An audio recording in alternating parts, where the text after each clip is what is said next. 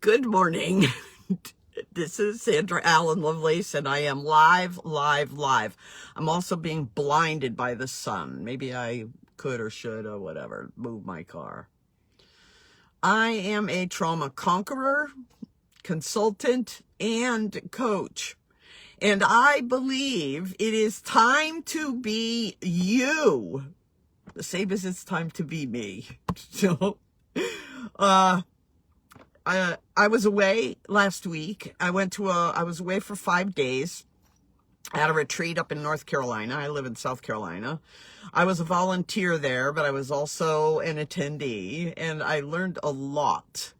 But more than that, I have so much stuff to now process that it's going to take time for me to settle back into my usual routine. As a matter of fact, I sat here already for 20 minutes trying to decide what to talk about. And I'm just going to tell you how it is.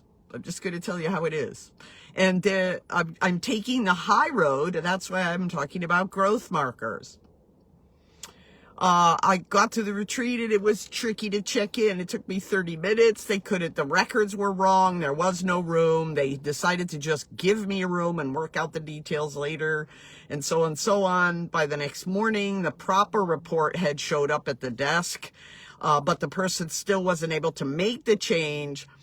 It was just an introduction, almost like, oh, you really want to do this? You really want to be here? Is this really what you're up for, Sandra? And you go, but I was there. I was committed. I was signed up to volunteer in different places. I had numbers of friends there that I really wanted to check in with. And I always know God has new people to bring to me. For one reason or another, I wasn't leaving. It all got worked out when the regular person showed up, and it was great. I was able to get myself ready for the day and get started. I'm going to give you the shorter version and not review every single thing. One of the things I recognized was that I was spending much more time paying attention to what was going on inside my body, which is a huge growth marker, because historically I have been completely focused outwards. Now that's been changing and shifting over the last few years, but what's going on in everybody else? How can I help them? And how can I adjust myself to match them so that we could get along?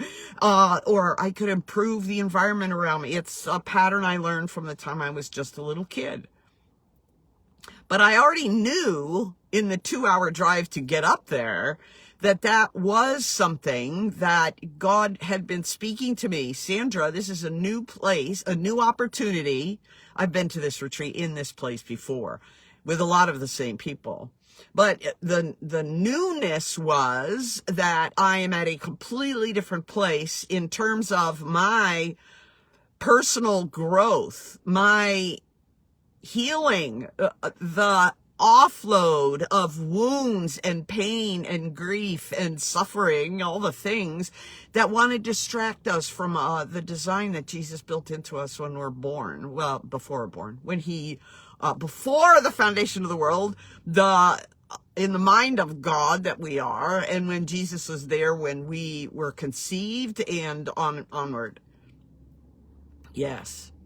And being much more settled into those truths from God, I knew that I was going to be seeing things a little differently and responding, but I didn't know exactly what that would look like. There's always the touch of the unknown, because only God knows the future. And in that reality, there's the opportunity, which I had figured this out before, a couple of weeks ago, that rather than seeing the unknown as exactly that, the unknown, I'm blinded, I have on a blindfold, I don't know what's coming in, it's scary. And instead of that habit of a lifetime, instead saying, let's consider this to be a mystery. I don't know what's coming. I don't know all of the details fitting into it, or how what that has to do with me, how I fit in there. And so I had a conversation with God in the car on the way up there. Okay, this is a similar event for me to have the opportunity mystery again, to gather information about what's going on in my body and choose responses that reflect the person that I know God built, that Jesus was there for from the very beginning, and the godliness, the grace, this whole idea of Galatians 2:20, it is no longer I who live, but Christ who lives in me. Is Christ going to be expressed in my responses to things? And so there you go. It was real, and I noticed it. There were things that in the past I might have responded to or just reacted to out of the old pattern, doing this, doing that. I could feel the pull to do certain things, like tidy up this and tidy up that. But spaces that weren't mine, not just because I have to wait till it's my responsibility, my name is on the line for this task, not that, but rather than thinking that my job is to go around and neaten up the whole world, to bring order to the whole world, rather it was what's going on inside me. Is this something that's pushing from the old patterns of how I'm approaching these large gatherings? Or is it really something that I notice and God would like it if I do respond and help and be supportive? So early on, there was a young woman a few seats down from me with empty seats in between, front row. And she started to cry. And it was I was sensing the spiritual tone in the room too. There was great worship music, and the introductory speaker had opened it up, and there was about 400 of us there, I found out later. And so she just started to cry, bawl, tears running down her face. And my first response was, wow, look at her. Isn't she brave to let that be released right here, right now? And then it continued. And I thought, well, if it were me, I wouldn't want to be alone. I know that it's shared tears somehow help. God is always there, and he's always keeping those tears in a bottle. Yes. Well, so I got up and slid over, and I grabbed some tissues out of my purse, and I slid over and stuck them in her hand. She kind of dropped them, and I just put my hand up on her shoulder and added a little bit of pressure so she knew she wasn't alone. It was such a courageous thing to do. It was so powerful that I was cheering her on, and I just softly said, it's okay. Let it flow. It's okay. It's okay. You're fine. And so she did. Then somebody else came in, and that was okay. And they didn't just go. I thought she was fine, and a little bit of support. I know for me, that's how it is for me. So I just backed off. Okay. This is not my place, not my task. It's okay. I could come over here. And I prayed for her. I didn't know her name. And I just prayed for her. And I thought, wow, that was pretty good, because inside me, there was a little rise in emotion, like, can't you see I'm capable? I'm right here. She's capable. She's okay. She's not alone. It's okay. It's okay. She's not falling apart. She's just releasing tears. It's okay. It's okay. It's like, this is my place. What do you do? No, let that all go. It's time to step back. Okay. The Lord, it was like as if Holy Spirit whispered to me, and I got out of the way. Huge! Sandra, that's huge. Did I recognize it exactly at the minute? No. But as I sat there and let the upset emotions drain away, like, it's okay, God. It's somebody else's assignment. It's okay. I'm fine. I'm fine. And enter into the worship experience again myself. That was powerful. It's a powerful growth marker. I'll tell you another one related, and that'll be the last one for right now. If you ask me, if you put it in there and ask me for some more, I'll share some more. All right, but I have one other one. On the next to last day, so we finished Sunday morning, but on Saturday, I had an interaction with one of the men who oversees the support team, the whole system of connecting what Call to Peace does. It was the Call to Peace retreat, and it will happen again next year. If you weren't there and you want support, let me tell you, that's the place to be. It'll be again at the beginning of May next year. End of April, beginning of May. And I just had a conversation with him about where I am in terms of my local church. And I told him a couple of things. And I said, I wonder if that sort of a situation would scare you. I'd never met him before, but I'd seen him in a discussion, a panel discussion. And he seemed pretty cool. Like he was capable. Now I'll let him tell his own story another time. But however, I thought, okay, let me approach this guy. So I asked him about that because it's one of my hopes and dreams, as Junie B. Jones would say. One of my hopes and dreams is that we would get training into the churches here in the Greenville area about the proper way, the healthy way, the safe way to support women who are coming out of trauma. Let's put it that way. Any kind of trauma. All right. After I spoke with him and he said, no, that doesn't scare me. I said, I know you have a session to go into, so I don't want to bother you, but can I reach out to you? I said, oh, yes, reach out to me. He gave me his email address at the ministry at Called to Peace.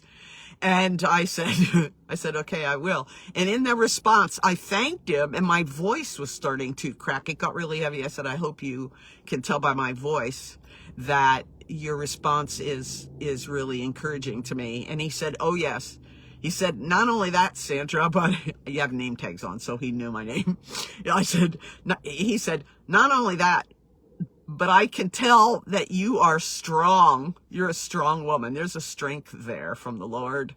So I look forward to hearing from you. And then as I walked off and he went into the room for his session, I couldn't hold it in. And I thought about what I had said to my young friend at the opening session with her tears. It's okay. Let them flow. You're fine. It's all right. Just let them flow. God knows. You're okay. And I started bawling right there in the hallway. There were still women going to different sessions and stuff like that. And I needed to use the bathroom anyway. So I went around the corner. One of the women that was wearing a counseling t-shirt was there. And she said, are you okay? I said, yeah, I'm okay. I'm just letting it flow. It's all right. I'm fine. I promise you I'm okay. It's okay. And I went into the ladies' room. Somebody else was in there. Are you okay? Are you okay? I said, yeah, I'm fine. So I went into the stall and I could have shut it off, but I thought, let it flow. It's okay. So I wasn't screaming, yelling, bawling, I was just let it. I was weeping. I was just sitting in there weeping. And some other woman must have come in. She was down for, she said, well, the woman who's crying, are you okay? Are you okay? And I just said, yes, I'm fine. It's okay. These are happy tears. By then I could identify where it was coming from. I said, yes, it's okay. These are happy tears. It's okay. I promise. It's all right. I'm fine. So finished what I needed to do, washed my hands, sniffed, dried my eyes. And I went out. I was still a little dysregulated. It was okay. And I went into the bookstore and went around and looked at things so that I could re-engage my prefrontal cortex, interacted with a couple people. Anyway, it was fun. I did something that was fun while I was in there. So another growth marker, not just releasing the tears at home and knowing it was okay, or with a dear friend or in a small group situation that I could handle it, but there it was right out in public. And I choose to see that also as a growth marker. You know, I had a badge on that said I was a volunteer, and different people saw that and requested that I come in to help resolve something, or to meet a need, or I was asked to fill in other places because people see that you're a supportive person. So there's a position, I don't know, as a lead. People look at you differently, you know, like she must have it all together.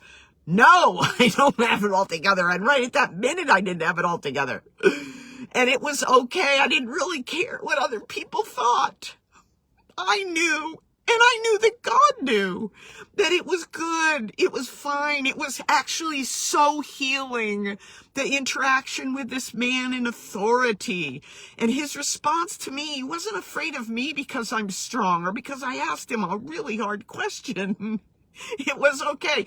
And he would have carried on the conversation, but he had another responsibility. It's like, wow, the world is a lot different than this scared little girl inside me used to think. God is growing me and taking me through these most incredible things. Growth markers, opportunities. He takes us into these stretching places, not to test and see if we fail, but rather an opportunity to check ourselves. Awareness is God's invitation to new life, the kind that only Jesus can give. Jesus is the one who brings new life. He is the only one. And every one of these awareness opportunities is exactly that. There are options here. I could shut this down as I did for pretty much 70 years. I could shut it down, compartmentalize it, store it in my body along with the other pile of trash, and just carry on. I've done that. I'm a pro at that. But God is teaching me, giving me skills. I can also be a pro at knowing what's going on, not being afraid of tears and releasing them. Okay, so that's enough for today. I really have a lot to do, and I've paused before, but this is what God wanted me to share. I can't see if there's somebody here, but whether you're here or not, when you're listening later on or whatever, please, if you find it valuable, if you can relate in any way, do a like, hit that. And if you think it might be encouraging to any other woman, then share it, or at least comment and say, yes, I can relate. Oh, that was great. I've had growth markers like that too, Sandra, or anything that positive in the comments. Let's jack this up to get out there at least as much as somebody who does a backflip. With Tumble Doctor. All right. I gotta go, really. Have a Cindy, I just saw this. This is a powerful scenario, 2 growth markers from this retreat, but really I need to go. It took me probably 20 minutes to connect with God about exactly what to share. Morning. Oh, you're at a doctor's appointment. Good. It's good to see you too. Make sure that you take time. I'm suspicious that you will actually relate to the 2 growth markers I shared. Blessings on the appointment for you and Miss M. Bye-bye.